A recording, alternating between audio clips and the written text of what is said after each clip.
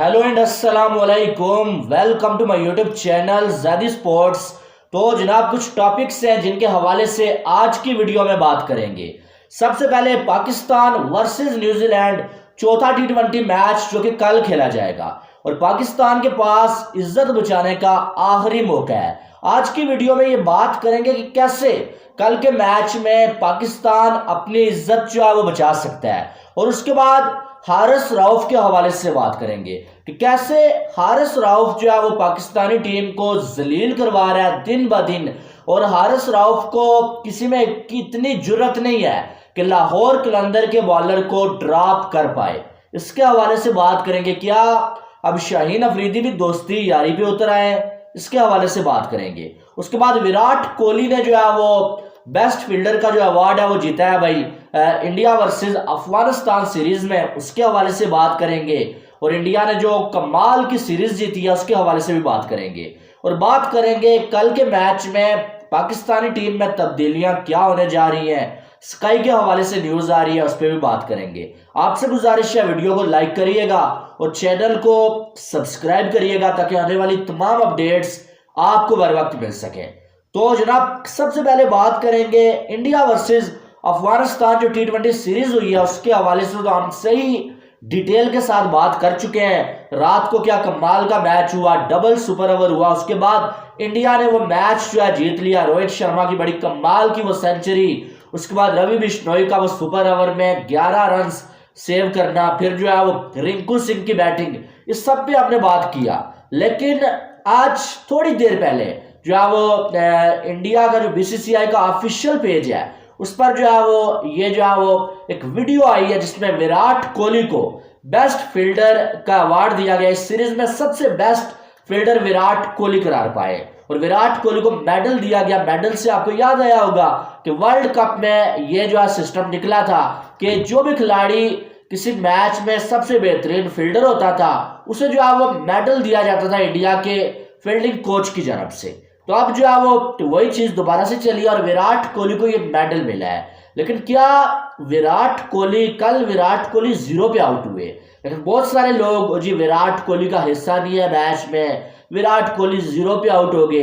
लेकिन क्या आपको ये याद है, आपने अगर बारीकी से मैच देखा हो ना तो मैच में एक ऐसा शॉट था जिसको विराट कोहली ने जो है वो बहुत ज्यादा ऊंचा जो है वो उछल के उस बॉल को जो है विराट कोहली ने पकड़ लिया था और उसको फेंका बाहर और वो छक्का होने से बचा लिया विराट कोहली ने। अगर वो छक्का हो जाता ना सिंगल सुपर ओवर लगता ना ही डबल सुपर ओवर लगता, बल्कि अफगानिस्तान की टीम ये मैच बड़े आराम के साथ जीत जाती अगर विराट कोहली वो छक्का ना बचाते। विराट कोहली की जानब से वो अनबिलीवेबल फील्डिंग ना देखने को मिलती। तो मेरे ख्याल में पूरी सीरीज को तो छोड़े, मेडल देने के लिए और लेने के लिए विराट कोहली की वो जो कल वाले मैच में फील्डिंग है ना वही काफी थी। उसी के लिए विराट कोहली को मेडल मिल जाना चाहिए। कहां 2-1 और कहां वाइट वॉश, कहां अफगानिस्तान इंडिया को हरा लेता और कहां विराट कोहली के उस एफर्ट ने जो है वो इंडिया को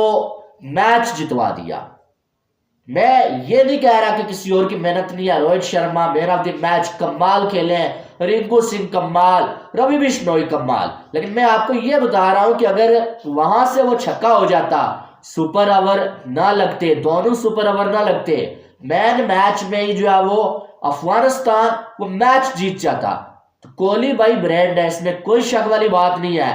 अगर कोहली बैटिंग में किसी दिन जो है जल्दी आउट होता है, वो फील्डिंग में ऐसी जान फूंक देता है ना कि भाई वो मैच जो है वो अपने एक आध थ्रो से, एक आध कैच से, एक आध जो है वो फील्डिंग से वो बचा लेता है। तो ये विराट कोहली को मेडल मिलना बनता भी था जो कि उनको मिला है भाई, तो कमाल हो गया। और विराट कोहली को ऐसे अवार्ड्स तो बहुत मिले हैं, सीधी सादी बात है। मैन ऑफ द मैच के अवार्ड्स की अगर बात की जाए तो इंडिया की जानब से जो है विराट कोहली दूसरे ऐसे खिलाड़ी हैं जिनको सबसे ज्यादा मैन ऑफ द मैच के अवार्ड्स मिले हैं। सचिन तेंदुलकर को 76 मिले हुए हैं, विराट कोहली को 66 और रोहित शर्मा को 41, सौरव गंगोली की बात करें 37, युवराज सिंह इनको जो है 34 मिले हुए हैं और वीरेंद्र सहवाग को 31 जो अवार्ड मिले हुए हैं मैन ऑफ द मैच जो अवार्ड। तो अब अगर देखा जाए तो कोहली ये बेस्ट फील्डर का अवार्ड तो मिलना बनता था भाई विराट कोहली को। वर्ल्ड कप में भी 2 बार जो है विराट कोहली को ये मिला और आज भी जो है विराट कोहली को मिला, तो जो कि मिलना बनता भी था, ठीक है। और बाकी इंडिया ने सीरीज जीत लिया बड़े आराम के साथ और अफगानिस्तान ने भी बड़ी कमाल की जो है इस मैच में फाइट की थी। अब आगे चले तो उसके बाद सूर्या कुमार यादव ने एक स्टोरी लगाई है भाई। आपको पता है कि सूर्या कुमार यादव की जो है वो जर्मनी में जो है वो ग्रोइन की जो है वो सर्जरी हुई है और वहां से उन्होंने जो है वो रोहित शर्मा की वो टैब के ऊपर जो है वो देख रहे होते हैं बैटिंग और साथ में स्टोरी लगाते हैं कि भाई सर्जरी डन, यानी कि सर्जरी उनकी कामयाबी के साथ हो गई है और कम से कम 4 से 5 जो है वीक्स लगेंगे सूर्या कुमार यादव को वापसी करते हुए। लेकिन अच्छी खबर यह है कि स्काई की सर्जरी हो चुकी है और रोहित शर्मा की बैटिंग देख रहे थे भाई। रोहित शर्मा और स्काई का आपको पता है रिलेशन कैसा है, किस तरह से एक दूसरे को चाहते हैं भाई। और रोहित शर्मा की बेटी के साथ स्काई किस तरह से जो है वो प्यार मोहब्बत से पेश आते हैं, शरारतें करते रहते हैं, ये वीडियोस वगैरह सामने आती रहती हैं। तो स्काई ने ये कहीं ना कहीं मैसेज दिया है भाई कि मेरा जो कप्तान है ना वो रोहित शर्मा ही है।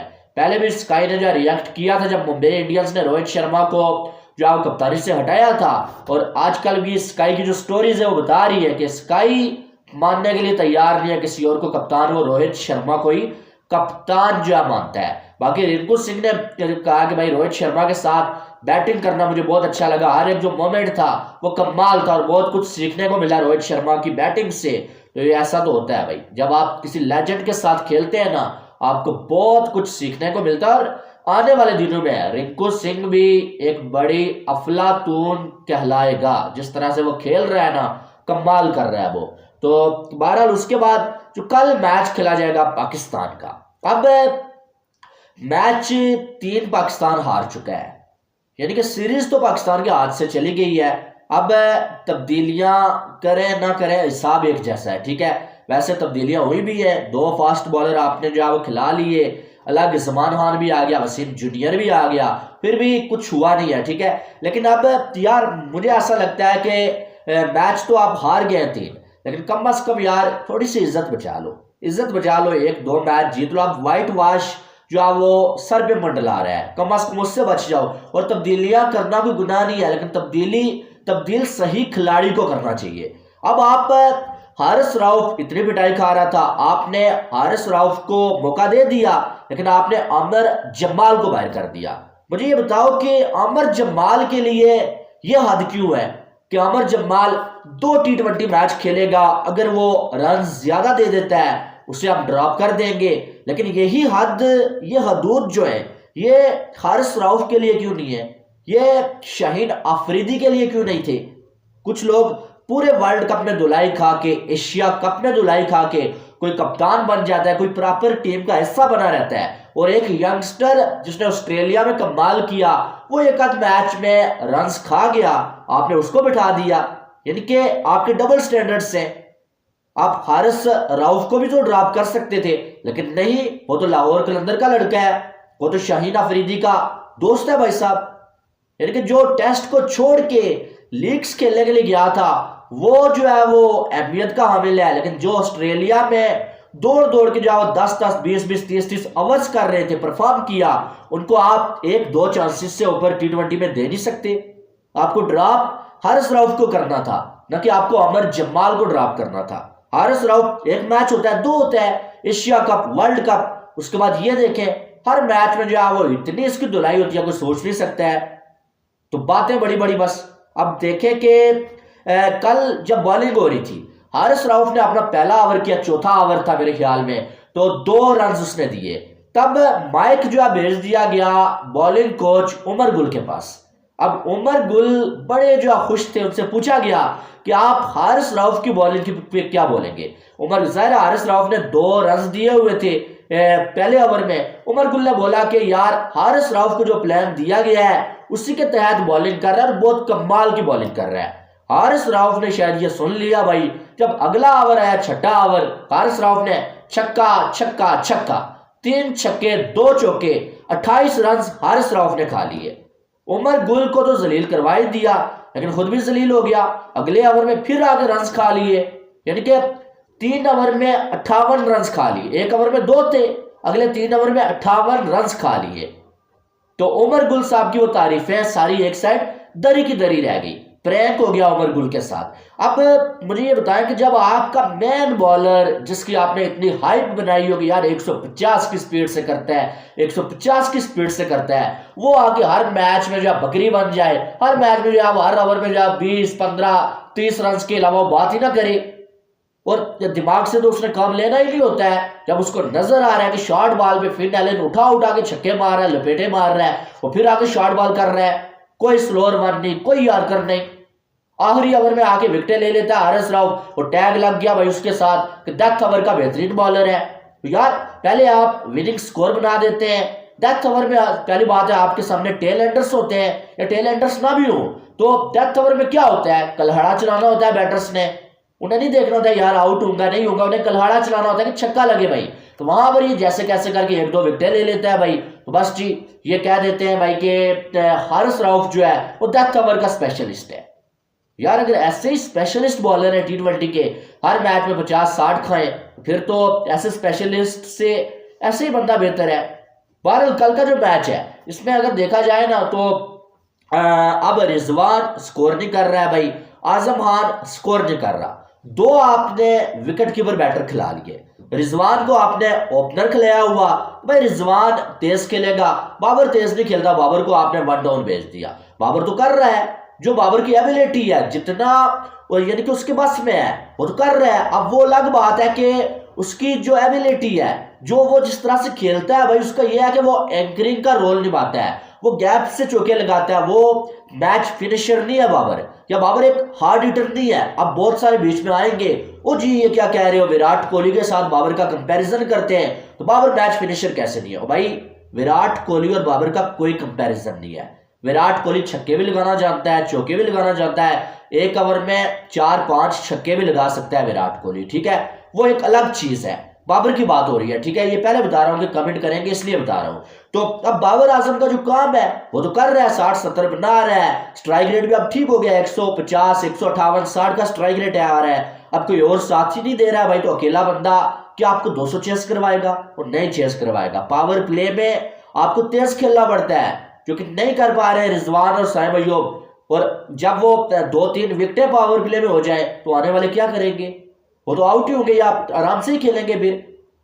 तो बात इतनी सारी है कि अगर सरफराज और मोहम्मद रिजवान दोनों जो है वो टेस्ट में इकट्ठे नहीं खेल सकते तो इतनी क्या मजबूरी पड़ी हुई है कि आजम खान और रिजवान को दोनों को खिला रहे हैं आप? क्या आपके पास और चॉइस नहीं है? अब वैसे ही सीरीज हार चुके हो तो यंगस्टर को मौका दो। आप हसीबुल्ला को लेके गए हुए हो, आप साथ में जो है वो साहिबजादा फरहान को लेके गए हुए हो, अब उनको मौका दो, रिजवान की जगह पे ओपनिंग फरहान से करवा लो, कोई क़यामत नहीं आ जानी है। रिजवान अगर ड्रॉप हो गया, या उसको ड्रॉप को छोड़ो रेस्ट का नाम ही दे दो, वैसे परफॉर्मेंस तो ड्रॉप वाली है लेकिन रेस्ट का नाम ही दे दो। लेकिन यार आप जो है साहिबजादा फरहान को खिला लो, और विकेट के कीपर के तौर पे जो है वो आजम नहीं कर रहा है, आप हसीबुल्ला को खिला लो। कम से कम ये लड़के टेस्ट तो हो जाएंगे ना। सीरीज आप हार चुके हो, इसके बाद कब इनको मौका दोगे? लेके गए हो यार, तो मैच खिला दो। तो साहिबजादा फरहान का अगर आप T20 कैरियर देखें, इसने अच्छे खासे स्कोर बनाए हुए हैं, 77 मैचेस में 2071 रन हैं। ये डोमेस्टिक का जो है बड़ा अच्छा परफॉर्मर है, और जो है 31 की इसकी एवरेज है, स्ट्राइक रेट 128 का है। पाकिस्तान की जानब से कोई 3 मैचेस खेले हुए हैं, बेस्ट इसका 48 है, और इसको मौका दे दो। हसीबुल्ला की बात करें, इसने भी जो है वो 20 मैचेस में 403 रन बनाए हुए हैं, 25 की एवरेज है इसकी, 120 का स्ट्राइक रेट है। कम से कम इनको मौका दे दो यार। ये इनको तो शिकवाना रहेगी यार, हमें न्यूजीलैंड में लेके गए हुए थे, हमें खिलाया ही नहीं है। कल के मैच में ये तब्दीली तो आप कर सकते हो, और हारिस राउफ को नहीं कर पा रहे हैं यार, उसको ड्रॉप करके जो है वो आप अमर जम्बाल को खिला लो। कम से कम वो स्टार्ट में आके विकेटें तो लेके देता है यार, ये बार भी खाता है, विकेटें भी नहीं लेता है, और पूरी टीम को जो डाउन करके रख देता है, हाथ पाँव भूल जाता है। एक साइड से ये खा रहा है, दूसरी साइड से शाहीन अफरीदी भी कोई उतनी अच्छी बॉलिंग कर नहीं रहा है, तो फिर आप किसकी बात करेंगे? किसको आप फिर जो है वो कल जो है किसको आप जिम्मेदार ठहराएंगे? क्या आप शाहीन अफरीदी को जिम्मेदार ठहराएंगे? वो तो कप्तान है, वो आगे खुद ये बोलता है शाहीन अफरीदी कि भाई साहब जो है वो हारिस मेरा बेस्ट बॉलर है। जब वो अपनी दोस्ती यारी निभा रहा है, बेस्ट बॉलर है, बेस्ट बॉलर है भाई, फिर आप मुझे ये बता दें कि वो क्या इसको ड्रॉप करेगा? पहले तो बाबर की कप्तानी में बात होती, बाबर कप्तान अच्छा नहीं है। अब क्या कोई ये बात करेगा कि शाहीन अफरीदी कप्तानी अच्छी नहीं कर रहा है? शाहीन अफरीदी टॉस 3 बार जीता, तीनों बार पहले बॉलिंग की। हालांकि जो वो कहते हैं ना कि क्या यानी कि पहला मैच आप हार गए, इतनी बुरी तरीन आपने बॉलिंग की, पिटाई हो गई आपकी। कम से कम दूसरे मैच में पहले बैटिंग कर लेते, दूसरे में भी पिटाई हो गई, तीसरे में भी जो है वो आप फिर बॉलिंग कर रहे हैं, यानी कि आपकी अक्ल कोई जो है वो घास चरने के लिए गई हुई है। कम से कम कल के मैच में आप क्या पता टॉस जीते ही ना, अगर जीत जाते हैं तो पहले बैटिंग करनी चाहिए। और जो तब्दीलियां मैंने बोली है कम से कम ये तो होनी चाहिए। बहरहाल उम्मीद कोई नहीं है, सीधी सादी बात है, उम्मीद कोई नहीं है भाई। वाइट वॉश के दहाने पे खड़े हैं हम। अब देखते हैं कि कल क्या होता है, क्या यहाँ से पाकिस्तान वाइट वॉश होने से बचा सकता है खुद को या नहीं बचा सकता। बहरहाल आपकी क्या राय है इसके हवाले से वो आपने कमेंट बॉक्स में बताना है। बाकी वीडियो को लाइक और चैनल को सब्सक्राइब करिएगा ताकि आने वाली तमाम अपडेट्स आपको बर वक्त मिल सके। मिलते हैं नेक्स्ट वीडियो में, अपना बहुत सारा ख्याल रखिएगा। Love you all, Allah Hafiz.